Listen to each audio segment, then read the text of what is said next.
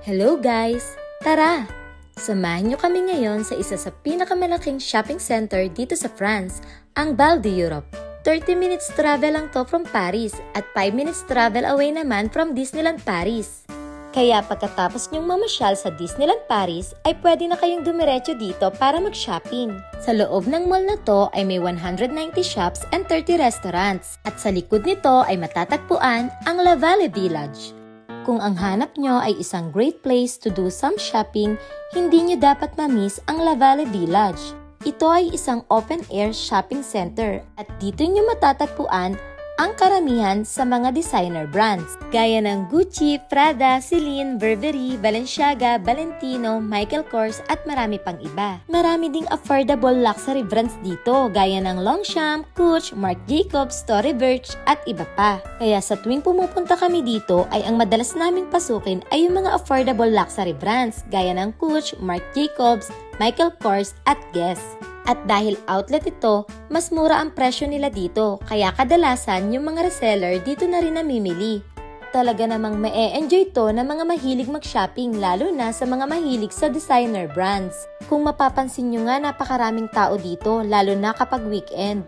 Dahil talaga namang bukod sa mababa ang presyo dito ay napakaganda ng ambience. Marami din ditong mga benches, coffee shops, ice cream shop, kung saan pwede kayong mag-relax. At syempre, hindi mawawala sa loob nito ang mga restaurants na pwede nyo din kainan. Meron din ditong macaron shop, ang Pierre Hermé. Sa lahat ng shop dito, sa Gucci nga pala pinakamahaba ang pila at kailangan mo talagang magpa-appointment bago ka makapasok. At dahil nga affordable brands lang ang kaya naming bilhin, madalas kaming pumasok sa Michael Kors. Dahil bags ang madalas naming mabili sa tuwing pupunta kami dito.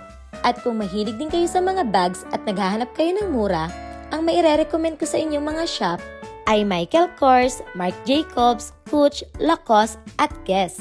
Maganda rin mamili dito lalo na kapag naka-sale. Kaya tuwing sale, marami ang resellers na pumupunta dito. Meron din ditong mga withdrawal machines kung gusto mong magbayad ng cash. Madalas kapag bumibili ako dito, card ang gamit ko kaya talaga namang napapagastos ako. Kaya para hindi maubos ang laman ng card ko, mas gusto ko na magbayad ng cash. Pero dahil nga mga designer brands ang mga tinda dito, kaya karamihan dito card ang pinambabayad. Siguro ang pinakamura naming napamili dito ay 99 euro. At ang pinakamahal naman ay 500 euro. Hindi naman kasi kami masyadong mahilig sa designer brands. Pero kung ikukumpara sa mga Class A, mas recommended ko ang designer brands dahil talagang quality. Marami din kasi ang nagtitinda dito sa Europe ng mga imitations. Kaya nasa sayo na yon kung mas pipiliin mo ang imitations kumpara sa branded. Kaya ako, mas gusto ko talaga ang mga branded. Dahil kahit mahal, at least quality. Kumpara sa mga imitations na mura nga pero mapapamura ka din. Kaya hindi lahat ng galing Europe ay branded. Dahil meron akong bag na Michael Kors na nabili ko sa Spain, pero imitation lang yun. Mura nga, pero hindi naman sulit dahil mabilis masira. Kaya kung quality ang hanap nyo at siguradong original, dito na kayo magpunta sa Vallée Village. Dito, siguradong original ang mabibili nyo dahil walang mga fake dito. Heto talaga yung mga outlet ng mga original brands. Meron nga din pala ditong Golden Goose, yung nakikita nyo sa mga artista na sinusuot nilang sapatos na parang luma na.